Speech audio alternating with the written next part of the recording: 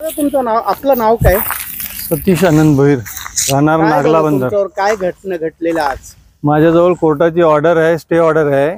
बरेच दिवस मी यांना सांगितले पण ऑर्डर आहे, माझ्याजवळ ऑर्डर आहे. ऑर्डर सांगितलं तुम्ही, काय नाव अधिकारी? शंकर पाटोले आणि अमृतकर, महेश अमृतकर म्हणून वारंवार 8-10 महिन्यापासून माझ्या जागेवर येऊन मला जागा खाली करायला सांगतात.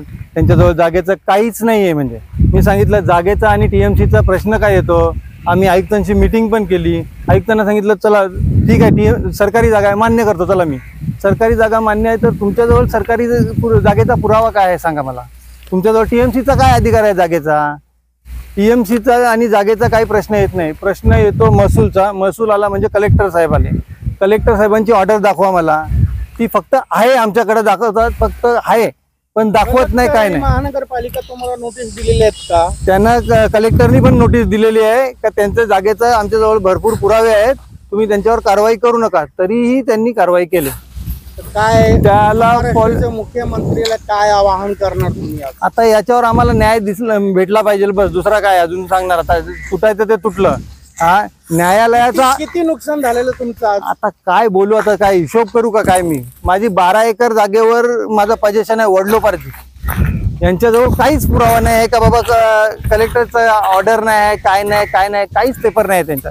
सगळं इलिगल काम चालू आहे. MMRDAनी त्याला मेरीटाईम बोर्डाने त्यांना फक्त 50 यार्ड ब्युटिफिकेशन करण्यासाठी जागा दिलेली. त्याच्या पुढं आमची जिम्मेदारी नाही, सरळ सरळ त्यांनी सांगितलेलं आहे अटीमध्ये त्यांच्या. तो पण पेपर मी यांना दाखवलाय. नाही, तीच आमची NOC आहे बोलते, असं सांगतात साहेब. कुठे जाणार तुम्ही? भरपूर नुकसान तुमचं झालेलं आहे.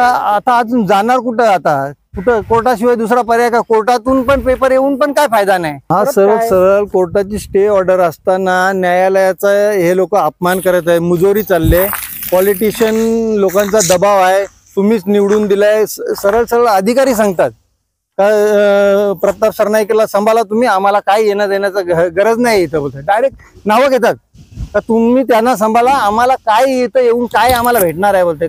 डायरेक्ट अधिकारी सांगतात सरनाईक साहेबांचं नाव. आता काय बोलणार त्याला? हा, म्हणजे ज्यांना आपण निवडून द्यायचा, न्यायाधीशाला आव्हान काय करणार तुम्ही? न्याय आम्हाला भेटला पाहिजे, बस. आता याच्यावर न्यायालयाचाच अपमान केलाय या लोकांनी. नगरपालिका, आमचं ग्रामपंचायत पासून घर आहे इथं. हा, जेव्हा नगरपालिका नव्हती तेव्हापासून घर आहेत. हा, आणि ते सांगतात आता सरकारी जागा आहे ती. आता काय बोलणार त्याला? आवाहन काय करणार तुम्ही? महाराष्ट्र सरकार आणि न्यायालयाला मला एकच आव्हान आहे का मला माझ्या जागेबद्दल न्याय मिळावा.